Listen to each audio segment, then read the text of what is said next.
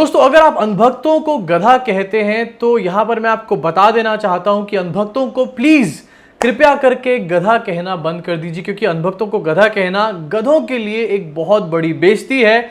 गधों के लिए एक बहुत ही बड़ी गाली है। ये गधों की जो भावना होती है, जो उनकी इमोशन सेंटिमेंट्स होते हैं, उसको ठेस पहुंच सकता है यार। तो प्लीज इस प्रैक्टिस को आज से ही बंद कर दो। अंधभक्तों को क्या बोलना है, अंधभक्तों को अंधभक्त ही बोलो, क्योंकि अंधभक्त से बड़ी गाली आज की डेट में कोई भी नहीं है।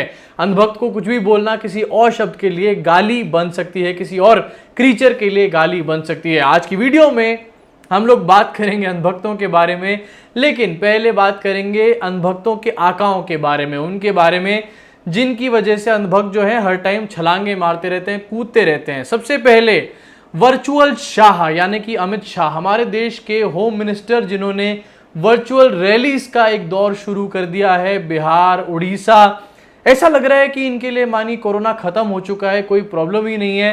2.5 लाख केसेस आ गए, लेकिन कोई फर्क नहीं पड़ता है। रिलीजियस प्लेसेस खुल गई हैं, हमारे देश में केसेस बढ़ते जा रहे हैं, लेकिन अमित शाह पूरी तरीके से बिजी हैं वर्चुअल रैलीज करने में। अभी वर्चुअल रैलीज की बात उठी और इसी हफ्ते बिहार में वर्चुअल रैली भी हुई।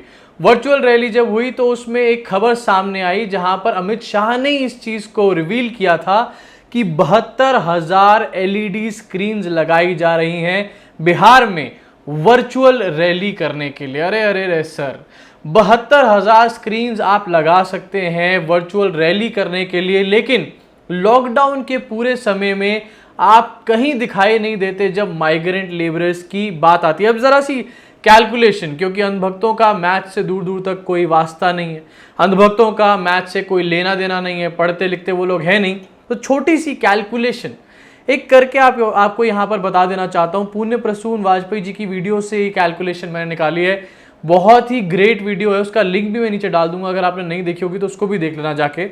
72,000 एलईडी का मतलब होता है, क्योंकि 20,000 रुपए की एक औसतन इन्होंने एलईडी किराए पे ली।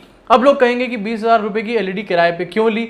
तो भाई एलईडी जब ली जाती है तो एलईडी के साथ जनरेटर भी लिया जाता है या फिर इन्वर्टर भी लिया जाता है, और 1-2 लोग भी उसके साथ हायर करे जाते हैं उस एलईडी की सेफ्टी के लिए। अब एलईडी ऐसा तो है नहीं कि कहीं मैदान में लगा के बैठ जाएंगे, उसके बाद उस पर भाषण देते रहेंगे। डेफिनेटली उसको किसी सर्विलांस के अंडर रखना जरूरी होता है।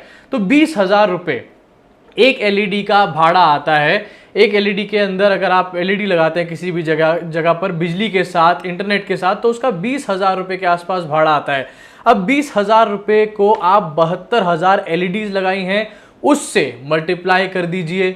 जी हाँ दोस्तों, ये वो देश है जहां पर पीएम केयर्स फंड में पैसे जुटाए जा रहे थे थोड़े दिन पहले कि भाई पैसा नहीं है कोरोना वायरस पैंडेमिक से लड़ने के लिए, हमारे पास पीपी किट्स खरीदने के लिए या फिर मास्क खरीदने के लिए, माइग्रेंट वर्कर्स को घर भेजने के लिए।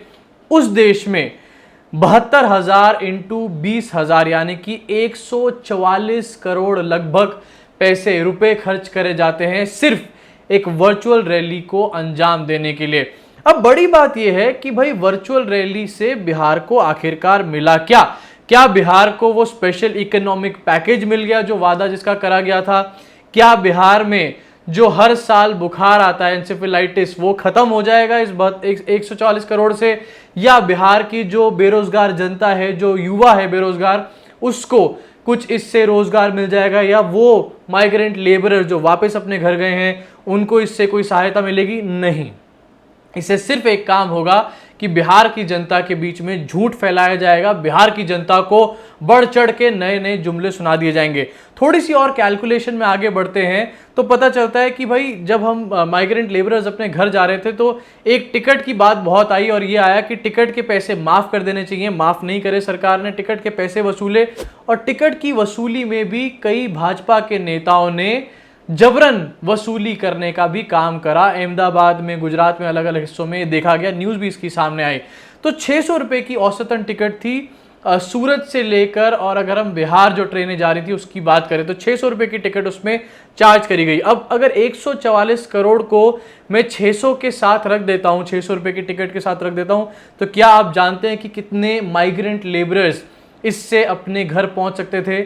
20 लाख माइग्रेंट लेबरर्स से भी ज्यादा इस 144 करोड़ से अपने घर पहुंच सकते थे। लेकिन अभी से ठीक 15 दिन पहले, 20 दिन पहले इस 144 करोड़ को नहीं निकाला गया। ना ही भारतीय सरकार, ना ही भारतीय जनता पार्टी सामने आई इन टिकट्स का फेयर पे करने के लिए। जहां पर बसों की बात हुई तो कांग्रेस ने कहा कि हम बसें दे रहे हैं, तो उसमें भी तरीके तरीके की नुक्ताचीनी निकालनी शुरू कर दी। आप सोच सकते हैं कि इनके पास पैसे की कमी नहीं है, समझ सकते हैं कि इनके पास पैसे की कमी नहीं है, लेकिन किस चीज की कमी है? इनके पास कमी है एक इंटेंशन की। बेरोजगार मजदूर के लिए, मजबूर मजदूर के लिए कुछ करने की इंटेंशन की कमी बार बार सामने आए। 20 लाख करोड़ की बातें करी, बड़े बड़े पैकेजेस आए, लेकिन क्या 144 करोड़ के ये जो खर्चा किया गया है वर्चुअल रैली में, क्या इस खर्चे से माइग्रेंट लेबरर्स को उनके घर नहीं भेजा जा सकता था? याद होगा आपको औरंगाबाद में क्या हुआ। रेलवे ट्रैक पे माइग्रेंट लेबरर्स की मौत हो गई, मृत्यु हो गई, रात को सो रहे थे। कितनी दर्दनाक घटना आपको अच्छे से याद होगी। ये 144 करोड़ में से अगर 500, 600 या 1000 रुपए भी Bharatiya Janata party migrant workers, उन माइग्रेंट वर्कर्स को दे पाती, तो क्या वो ट्रेजेडी हमारे सामने होती? यकीनन नहीं होती। आज की डेट में सवाल नहीं पूछेगा इनसे कोई भी, इनसे ये सवाल कोई नहीं पूछेगा कि सर ये पैसे अब आप क्यों निकाल रहे हैं, क्योंकि मीडिया तो अपने ही राग अलापने में बैठी हुई है। लोगों ने अपने जेब से पैसे इकट्ठे कर करके माइग्रेंट वर्कर्स को हेल्प करी है, लेकिन क्या आपने इन 2-2.5 महीनों में देखा एक बार भी अमित शाह को? क्या आपने इन 2-2.5 महीनों में एक बार भी देखा किसी भारतीय जनता पार्टी के उच्च स्तरीय नेता को, निर्मला सीतारमण को, अमित शाह को, राजनाथ सिंह को किसी भी तरीके से माइग्रेंट वर्कर्स को उनके घर पहुंचाते हुए?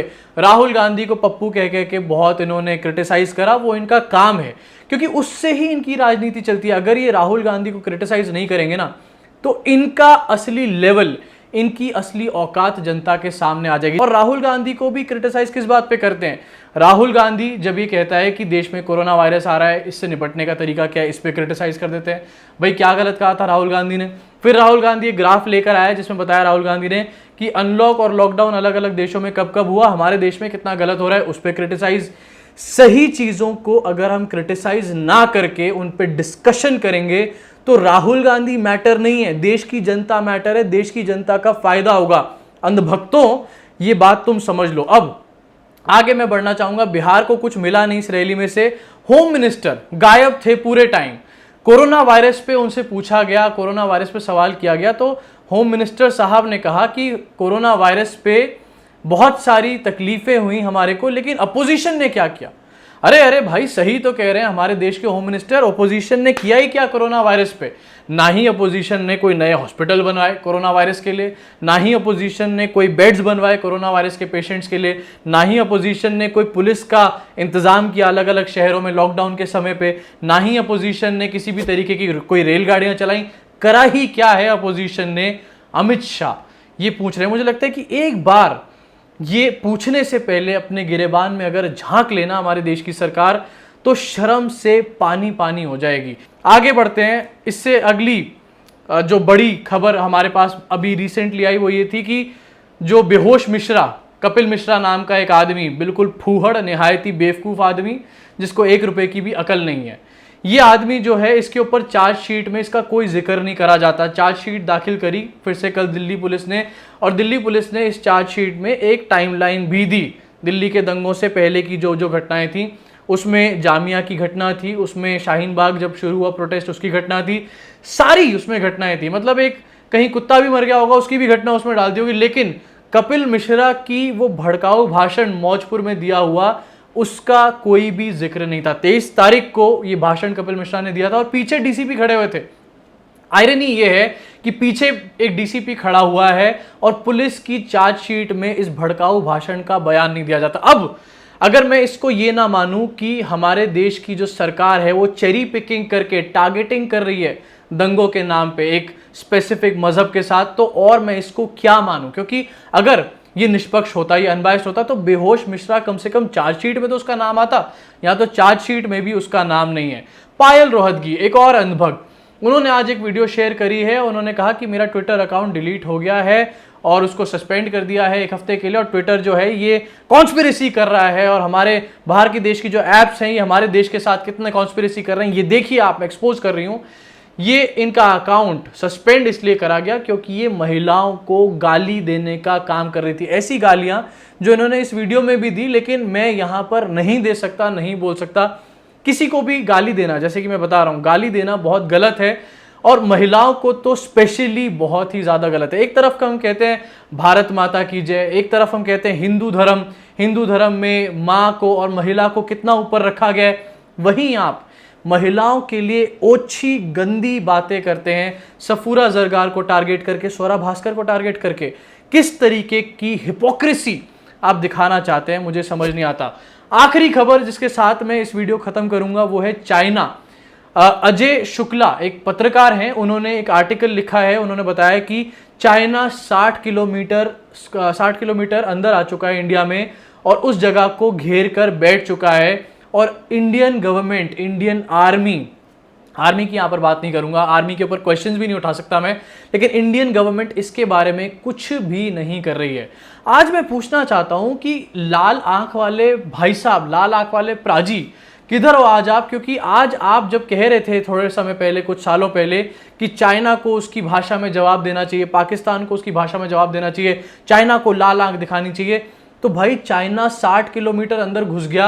अभी तक तुम अगर लाल आंख नहीं दिखा पा रहे चाइना को, तो क्या तुम दिल्ली पहुंचने के बाद चाइना को लाल आंख दिखाओगे? मैं जानना चाहता हूं इस बात को कि क्या चाइनीज ऐप को बॉयकॉट करके हम चाइना को बॉर्डर्स पे रोक सकते हैं? और वहीं दूसरी तरफ अमित शाह जी कह रहे हैं, कल उन्होंने ट्वीट करा और उन्होंने एक प्रेस कॉन्फ्रेंस करी, उन्होंने कहा कि चाइना को या फिर हमारा देश जो है वो बॉर्डर्स को सिक्योर करने के मामले में बहुत ही ऊपर है, तीसरे नंबर पर है, मोदी जी ने बहुत अच्छा काम किया है। सर, क्या आप दिन में सपने देख रहे हैं या आप दिन में सो रहे हैं? आपको नींद आ रही है दिन में, आप समझ नहीं पा रहे? क्योंकि सच्चाई ये है कि चाइना 60 किलोमीटर अंदर घुस गया और आप कह रहे हैं कि हमारे बॉर्डर सेफ है।